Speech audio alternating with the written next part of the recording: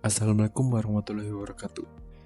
Di video sebelum-sebelumnya kita telah membahas apa itu Object Oriented Programming atau OOP serta dasar-dasar penggunaannya dalam Python. Nah, pada kesempatan kali ini saya akan membahas bagaimana OOP bisa digunakan untuk membangun sebuah sistem informasi manajemen stok untuk sebuah klinik. Dalam sebuah klinik membutuhkan sistem untuk memantau stok barang seperti obat dan alat medis. Sistem ini harus bisa mengecek ketersediaan barang, pengeringatan stok rendah, hingga masa kedaluarsa obat. Untuk mengatasi persoalan ini, kita pertama-tama mendesain diagram kelas. Diagram kelas ini membantu kita memahami struktur program, relasi antar kelas, dan serta fungsionalitas yang akan dikembangkan. Nah, kita akan membahas kelas pertama.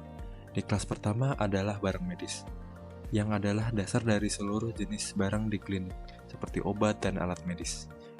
Kelas ini memiliki atribut utama seperti nama, kode, stok, dan batas minimum.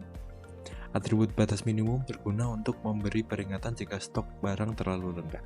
Kelas barang medis ini adalah superkelas untuk kelas obat dan alat medis dengan inheritance. Yang kedua ada kelas obat.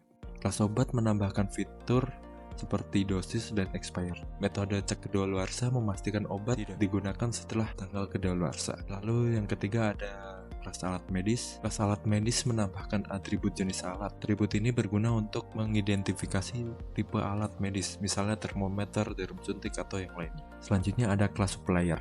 Nah, kelas ini mewakili pemasok barang medis ke klinik. Atribut utamanya meliputi nama perusahaan, alamat, dan kontak. Kelas ini memiliki agregasi dengan barang medis karena pemasok tidak memiliki barang secara langsung tetapi menyuplai barang tersebut. Selanjutnya ada kelas inventaris. Kelas inventaris bertugas untuk mengelola daftar barang medis dan pemasok. Relasi antara inventaris dan barang medis adalah komposisi. Yang terakhir kita memiliki kelas manajemen stok. Kelas ini bertanggung jawab menyediakan antarmuka bagi pengguna untuk mengelola stok. Kelas ini memiliki relasi asosiasi dengan kelas inventaris, yang berarti manajemen stok bisa mengakses dan memodifikasi data dalam inventaris. Nah, itu untuk kelas diagram. Selanjutnya kita menjelaskan code-nya bagaimana. Nah, yang pertama kita menggunakan library bawaan Python yaitu datetime. Library ini membantu kita memanipulasi tanggal dan waktu, terutama untuk mengecek apakah suatu obat sudah kedaluarsa. Lalu di sini ada kelas barang medis. Kelas ini menjadi dasar untuk jenis barang lainnya, seperti obat dan alat medis. Atribut utamanya adalah nama barang medis, kode unik untuk barang medis, dan stok barang medis, serta batas minimum stok medis. Dan di sini ada dev info stok rendah. Metode ini untuk mengecek apakah stok berada di bawah batas minimum. Selanjutnya ada kelas obat. Kelas obat ini mewarisi atribut dan metode dari barang medis. Di sini ada code super init, yaitu memanggil konstruktor untuk kelas induk barang medis. Dan di sini ditambahkan atribut dosis obat dan self expired untuk tanggal kedaluarsa obat. Selanjutnya ada dev info obat. Di sini yaitu metode untuk memberikan informasi tentang obat. Di sini juga ada dev cek kedaluarsa. Metode ini untuk mengecek apakah obat ini sudah keluarsa. Selanjutnya ada kelas alat medis. Sama seperti kelas obat, kelas alat medis ini juga mewarisi atribut dan metode dari barang medis. Super ini juga untuk memanggil konstruktor. Namun di sini ditambahkan metode untuk memberikan informasi tentang alat medis, yaitu dev info alat. Lalu selanjutnya kita mempunyai kelas supplier.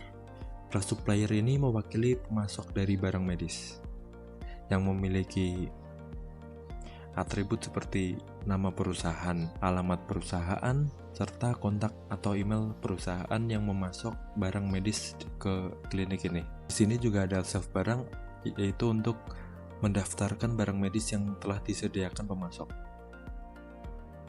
Di sini dev tambah barang, yaitu untuk metode menambahkan barang medis yang telah disediakan oleh pemasok. Dan dev info supplier untuk memberikan informasi tentang supplier. Selanjutnya kita punya kelas inventaris. Kelas inventaris ini untuk mengolah barang medis dan pemasok. Di sini ada self-link barang medis, yaitu daftar barang medis yang ada di inventaris, dan self-list supplier adalah daftar pemasok yang terkait dalam inventaris.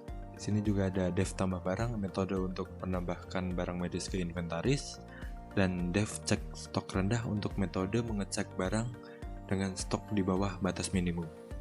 Di sini juga ada dev tambah supplier. Metode ini untuk menambahkan pemasok ke dalam supplier.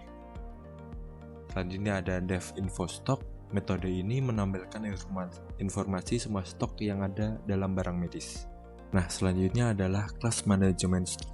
Class management stock ini digunakan untuk mengolah barang medis yang ada dalam inventaris.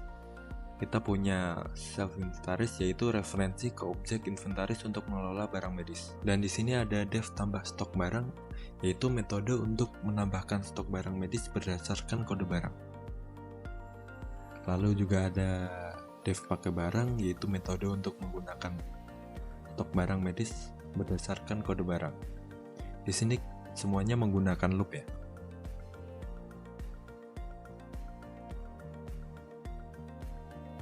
Nah, di sini ada dev menu, yaitu menu utama untuk menampilkan menu manajemen stok.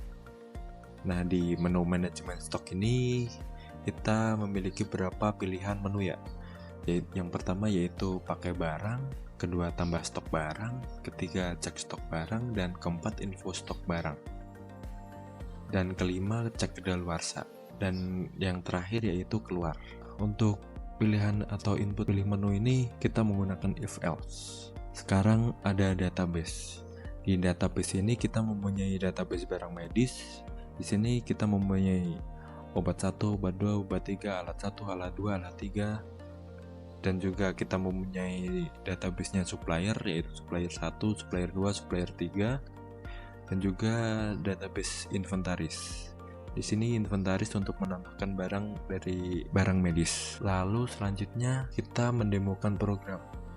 Sekarang mari kita lihat bagaimana program ini bekerja. Misalnya kita akan menambahkan stok obat menggunakan stok alat medis dan mengecek status kedaluarsa obat. Mari kita coba.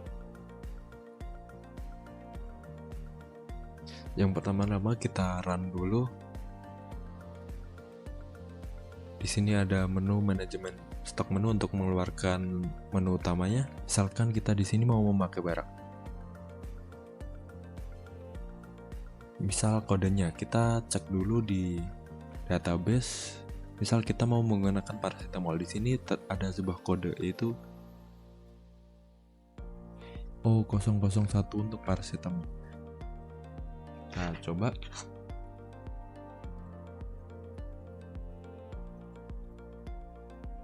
Nah, berapa jumlah paracetamol yang ingin dipakai? Misal kita ingin memakainya 10. Nah, dari yang paracetamolnya yang tadi 100, kini dipakai 10, menjadi sisa stoknya menjadi 90. Sekarang kita coba untuk tambah stok barang. Misal kita cek di sini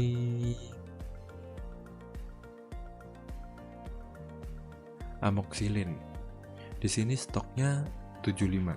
Misal kita tambahkan 25.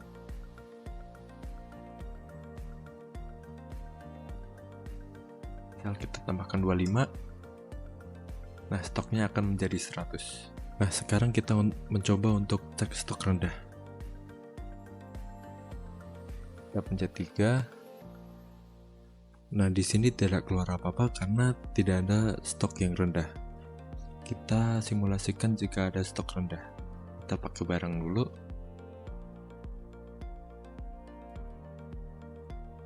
Agar bisa kita simulasikan, misal kita tadi kan ada 90.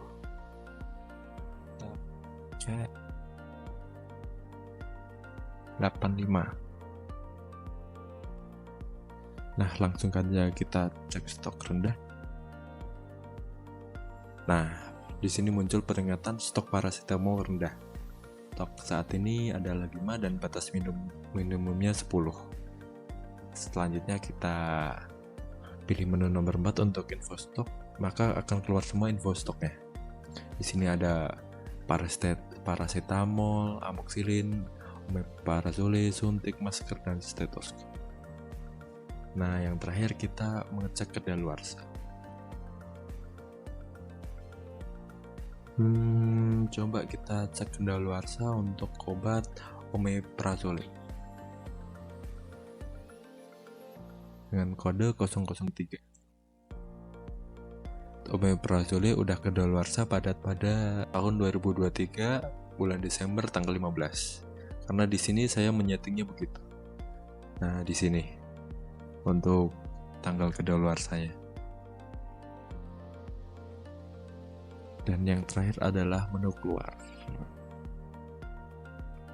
Maka looping di sini akan berhenti. Nah, itulah penjelasan tentang program manajemen stok poliklinik menggunakan Python. Program ini sangat berguna untuk mengelola barang medis secara efisien. Jika Anda punya pertanyaan atau saran, jangan lupa komentar di bawah. Akhir kata, wassalamualaikum warahmatullahi wabarakatuh. Sampai jumpa di video berikutnya.